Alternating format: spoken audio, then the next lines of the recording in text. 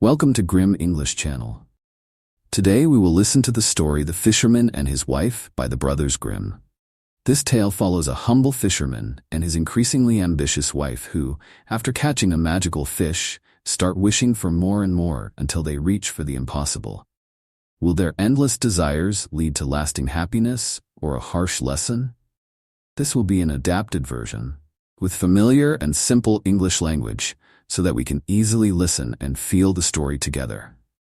At the end of each chapter, we will learn and study some interesting vocabulary in the story. And right now, we will listen and learn English together through the story The Fisherman and His Wife.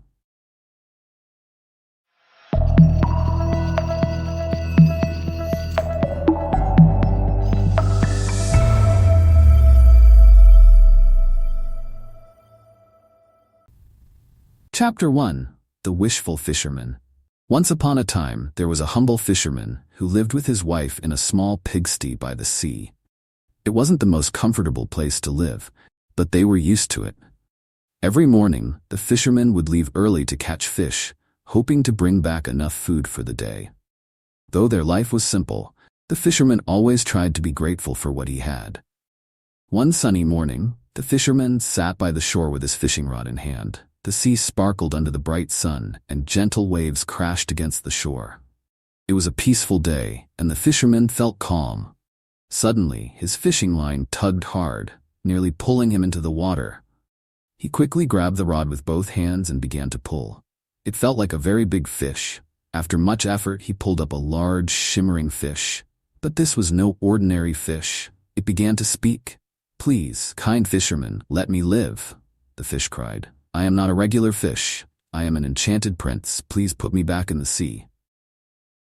The fisherman was surprised. He had never seen a fish that could talk, let alone one claiming to be a prince. He felt pity for the fish. "Oh, a talking fish!" he exclaimed. "Well, I don't want to keep a fish that can speak. You can go back to the sea." With a splash, the fisherman released the fish back into the water. The fish swam away quickly, leaving behind a trail of bubbles. The fisherman watched it disappear beneath the waves, then packed up his things and returned home. When he arrived, his wife, Ilsebil, was waiting for him. "Did you catch anything today?" she asked eagerly. The fisherman shook his head and began to tell her about the strange fish he had caught. He described how the fish had begged for its life, claiming to be an enchanted prince. Ilsebil's eyes widened. "You caught a talking fish, and you let it go without asking for anything in return?" she exclaimed. "We live in this filthy pigsty. You should have asked the fish for a nice, cozy cottage for us." The fisherman scratched his head. "I never thought about that," he admitted, "but it seemed unfair to ask for something after the fish begged for its life." Ilsebil frowned. "You need to go back and ask the fish for a cottage," she insisted. "It is not too much to ask, and it's better than living here." Though he wasn't thrilled about the idea, the fisherman didn't want to upset his wife, so he walked back to the shore. The sea was calm and gentle. The fisherman stood at the water's edge and called out, "O man of the sea, hearken to me. My wife Ilsebil will have her own will, and hath sent me to beg a boon of thee." In an instant, the fish rose from the water. "What does she want?" asked the fish. "My wife wants a small, cozy cottage," the fisherman replied. He felt a little embarrassed about asking for something after freeing the fish. "Go home," the fish said. "She's already in the cottage." The fisherman returned home quickly, eager to see if the fish had really granted the wish. To his surprise, there stood a neat little cottage with a thatched roof. It had a small garden in front, filled with flowers and herbs. Behind the house, there was a cozy courtyard with a few chickens pecking around. Ilsebil stood at the doorway, smiling widely. "Isn't this wonderful?" she asked as she welcomed him inside. "It's so much better than the pigsty." The fisherman agreed. The cottage was simple, but warm and comfortable. There was a small kitchen, a bedroom with a soft bed, and a fireplace to keep them warm during cold nights. The fisherman and his wife were happy for a while. It felt like a dream come true. They enjoyed their new life in the cottage. Ilsebil planted flowers in the garden, and the fisherman built a small bench where they could sit and watch the sea in the evenings. Everything seemed perfect, and the fisherman hoped that they would stay happy. But the days passed, and after a week or two, Ilsebil began to feel restless. One evening, as they sat by the fire, she sighed deeply. "Husband," she said, "this cottage is nice, but it is too small. The garden and courtyard are not big enough. I think we should have a stone castle." The fisherman was shocked. "A castle? But this cottage is already a great gift. We should be thankful for what we have." "Nonsense," Ilsebil replied. "The fish granted our first wish so easily. I am sure it will grant another. Go to the fish and ask for a castle." The fisherman felt uneasy. He didn't want to ask the fish for more, but Ilsebil was determined. So the next morning he set off for the shore once again. The sea was still calm, but a bit darker than before, as if it sensed his hesitation. When he reached the water's edge, he repeated the rhyme. "O man of the sea, hearken to me. My wife Ilsebil will have her own will, and hath sent me to beg a boon of thee." The fish appeared, its eyes glimmering. "What does she want now?" it asked. "My wife wants to live in a stone castle," the fisherman replied sadly. "Go home," said the fish. "She is standing at the gate of it already." The fisherman slowly made his way back, worried about where this path might lead. But when he reached home, there was a grand castle waiting, with Ilsebil smiling at the gate. For now it seemed they had everything they wanted. Before continuing to the next chapter, let's learn some new vocabulary appeared in the last chapter. The first word to learn is fisherman. Fisherman refers to a person who catches fish for a living. For example, the fisherman goes to the sea every day to catch fish. Next we have pigsty. Pigsty is a small dirty place where pigs live. For example, the fisherman lived in a small pigsty near the sea. Another word is sparkling. Sparkling means shining with small flashes of light. For example, the sea looked sparkling under the sun. The fourth word is rod. Rod is a long, thin stick used for fishing. For example, the fisherman held his fishing rod carefully. Now let's look at waves. Waves are the raised chapters of water that move across the sea. For example, the waves crashed gently on the shore. Moving on to enchanted. Enchanted means having magic or special powers. For example, the fish was enchanted and could speak like a human. The next word is prince. Prince refers to the son of a king or queen. For example, the fish claimed to be an enchanted prince. Now we have cottage. Cottage is a small house in the countryside. For example, the fisherman's wife wished for a cozy cottage to live in.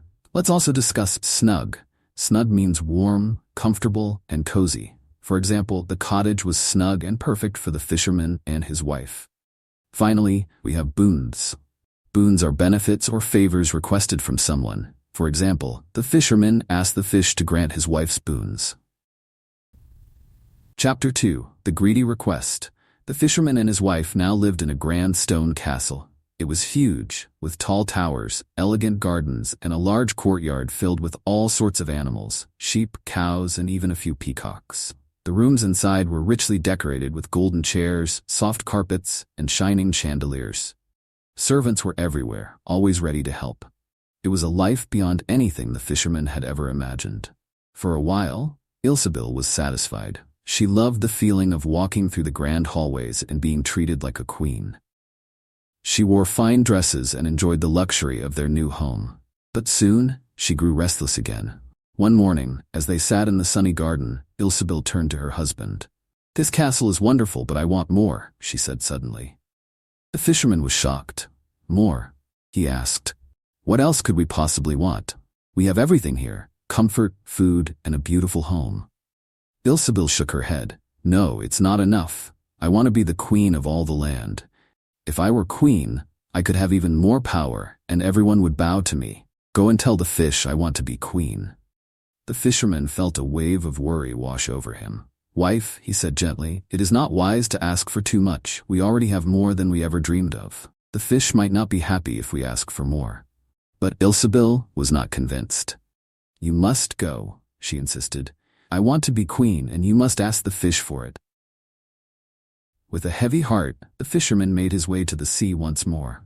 This time, the sea was darker, and waves splashed angrily against the rocks. It was clear that the sea was not as calm as before, as if it could sense the growing greed. The fisherman hesitated, but he knew he had to fulfill his wife's demand. So, he stood at the shore and called out, "O man of the sea, hearken to me. My wife Ilsebil will have her own will, and hath sent me to beg a boon of thee. The fish appeared, looking a little tired. What does she want now? It asked. My wife wants to be queen, said the fisherman softly. He was embarrassed to make such a big request. Go home, the fish said with a sigh. She is already queen. The fisherman slowly walked back to the castle, unsure of what he would find. As he approached, he was amazed to see an enormous palace instead of the castle. It was surrounded by guards in shining armor, and the sound of trumpets filled the air. The fisherman could hardly believe his eyes. Inside the palace, there was a golden throne, and sitting upon it was Ilsebil, dressed in royal robes with a crown on her head. Wife, you are queen, the fisherman exclaimed. We must be happy now, for there is nothing greater than this. But Ilsebil's eyes were filled with ambition. It is good to be queen, she admitted, but there is still more I can achieve. As queen, I have power over this land, but I want to be the empress. As empress, I would rule over many lands and many people. The fisherman felt a deep sadness. Why can't you be happy with what you have, wife? We were once poor, and now you're queen. Surely that is enough? Ilsebil was firm. Go to the fish, husband. Tell it that I want to be the empress. The fisherman felt defeated, but he knew he could not change his wife's mind. So he went back to the sea once more. This time, the sea was dark gray, and the waves were higher, crashing angrily onto the shore. He felt scared but still called out, O man of the sea, hearken to me. My wife Ilsebil will have her own will, and hath sent me to beg a boon of thee. The fish rose slowly from the water, its eyes filled with weariness. What does she want now? It asked in a serious tone. My wife wants to be the empress, the fisherman replied, feeling ashamed of the request. Go home, the fish said simply. She is already empress. The fisherman made his way back, and as he arrived, he saw an even more magnificent palace. It was larger than before, with towers that seemed to touch the clouds. Gold and jewels glittered everywhere. Ilsebil now wore a grand robe, embroidered with precious stones, and her throne was taller and more splendid than before. She had servants from many lands, all obeying her every command. Wife, you are the empress now, the fisherman said with a tired smile. Surely, we have reached the highest level of happiness. But Ilsebil was not content. It is grand to be empress, she said. But there is one more thing I desire. I want to be pope, the highest of all rulers. The fisherman's face turned pale. Wife, that is impossible, he said. There is only one pope at a time in the whole world. You must ask the fish, Ilsebil insisted. If it can make me empress, it can make me pope. The fisherman felt a deep sense of dread. He knew that this wish was too much, but he could not disobey his wife. He walked slowly back to the sea, feeling a chill in the air. This time the sea was black and waves crashed wildly as if in anger. The fisherman hesitated, but he called out once more. O man of the sea, hearken to me. My wife Ilsebil will have her own will, and hath sent me to beg a boon of thee. The fish appeared, looking very tired and frustrated. What does she want now? It asked in a stern voice. My wife wants to be the pope, the fisherman said, trembling with fear. Go home, the fish replied. She is pope already. With that, the fish disappeared into the dark sea, leaving the fisherman worried about what awaited him next. He slowly walked back, wondering if there would ever be an end to Ilsebil's wishes.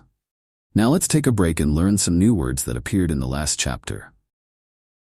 The first word to learn is castle. Castle refers to a large, strong building where kings or nobles live. For example, the fisherman's wife wanted to live in a big castle.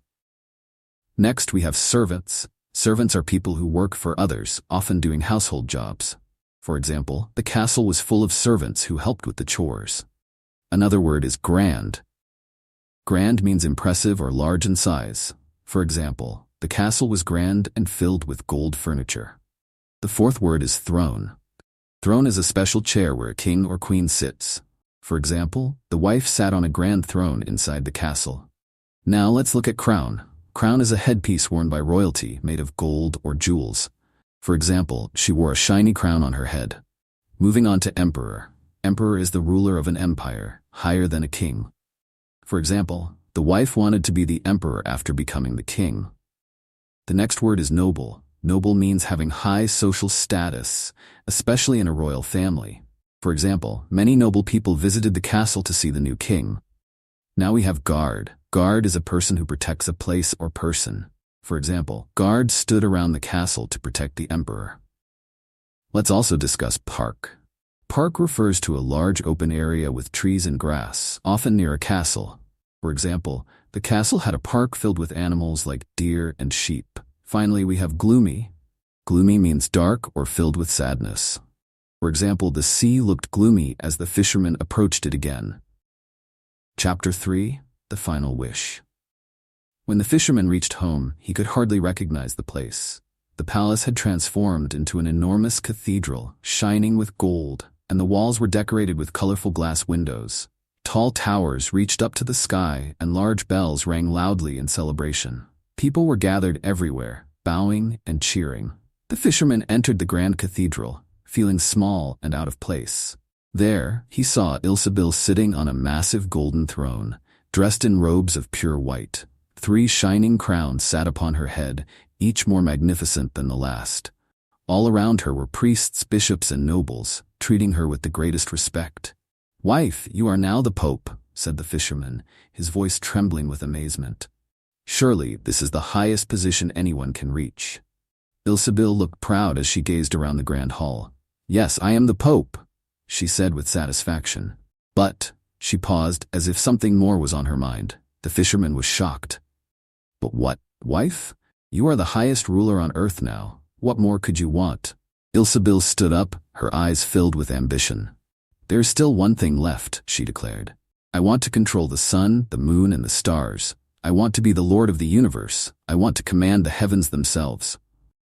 The fisherman was horrified. "Wife, that is madness. You cannot ask to control the sun and moon. They belong to the heavens." But Ilsebil was determined. "Go to the fish," she ordered. "Tell it that I want to be the Lord of the sun, moon, and stars. I will not rest until I have power over everything." The fisherman felt a deep sense of despair. He could not understand why his wife was never satisfied. He knew that this wish was too much, but he also knew he had no choice. So he set off for the sea one last time, his heart heavy with fear. When he arrived, the sea was wild and furious. Waves crashed violently against the rocks, and the sky was filled with dark clouds. Lightning flashed and thunder roared loudly. It was as if the sea itself was angry at the fisherman's request. Despite his fear, the fisherman called out in a shaky voice, "O man of the sea, hearken to me. My wife Ilsebil will have her own will, and hath sent me to beg a boon of thee." The fish rose slowly from the stormy water, looking exhausted and annoyed. "What does she want now?" it asked, its voice filled with frustration. "My wife wants to be the Lord of the sun, moon, and stars," the fisherman said, his voice barely audible. He was afraid of what might happen next. The fish stared at him for a moment. Then in a stern voice it said, "Go home to your pigsty." The fisherman was confused. "What do you mean?" he asked. But the fish had already disappeared into the waves, leaving no trace behind. With a heavy heart, the fisherman slowly made his way back home. As he walked, the storm began to calm. The wind died down, the sea grew quieter, and the dark clouds started to drift away. By the time he reached the shore, everything seemed still and peaceful, but he was unsure of what awaited him. When the fisherman arrived at the place where the grand cathedral had stood, he was shocked to find the old, shabby pigsty where he and Ilsebil had started. It was the same small and dirty home they had once lived in, with no signs of the riches or power they had enjoyed. Inside, he found Ilsebil sitting on a wooden stool, looking tired and defeated. All the crowns, jewels, and royal robes were gone. She was wearing the same simple dress she had worn when they first lived in the pigsty. Her face was filled with disappointment, but also a hint of sadness. "Wife," the fisherman said gently, "we are back where we started." Ilsebil nodded slowly. "Yes," she said, her voice softer than before. "I wanted too much. I should have been happy with what we had." The fisherman sat down beside her. "We have lost everything," he said, "but we still have each other. Perhaps we can start again, this time with more appreciation for the simple things." Ilsebil looked up, tears in her eyes. "You are right," she said. "I was greedy and never satisfied, but now I see that happiness does not come from having everything. It comes from being content with what we have." The fisherman felt a warm feeling of hope inside. "We may not have a castle, but we have a roof over our heads. We may not have fine clothes, but we have each other's company. We will work together and make the best of what we have." And so the fisherman and Ilsebil started over, living a simple life in the pigsty once more. They grew their own food, caught fish from the sea, and found happiness in the small joys of everyday life. Ilsebil no longer wished for riches or power. Instead, she learned to appreciate the little things, like the warmth of the sun, the sound of the waves, and the love she shared with her husband. They never saw the magical fish again, but the fishermen often thought of it with gratitude. It had granted their wishes, but it had also taught them a valuable lesson, that true happiness comes from within and cannot be found by chasing after power or possessions. And so the fisherman and his wife lived the rest of their days in peace, content with the simple life they had once taken for granted. It's the end of the story. We will once again learn together some other new vocabulary in the story. The first word to learn is cathedral. Cathedral refers to a large, important church. For example, the wife's wish turned their home into a grand cathedral. Next, we have priests. Priests are people who lead religious services. For example, many priests gathered around the wife in the cathedral. Another word is majestic. Majestic means grand and beautiful in a way that shows power. For example, the throne in the cathedral was majestic and golden. The fourth word is universe. Universe includes all space, stars, planets, and everything in existence. For example, the wife wanted to control the entire universe, including the sun and moon. Now let's look at lightning. Lightning is a sudden flash of light in the sky during a storm. For example, lightning flashed as the fishermen approached the sea again. Moving on to rage. Rage means extreme anger. For example, the sea was filled with rage as the fish heard the final wish. The next word is throne. Throne is a special chair for royalty or high authority. For example, the wife sat on a majestic throne surrounded by riches. Now we have foam. Foam refers to white bubbles on the surface of the water, often seen during storms. For example, the sea was full of foam as the storm grew stronger. Let's also discuss shiver. Shiver means to shake slightly, often from cold or fear. For example, the fisherman shivered as he approached the stormy sea. Finally, we have pigsty. Pigsty can describe a dirty small house where pigs live, often referring to poor living conditions. For example, the fisherman and his wife returned to the pigsty after the last wish.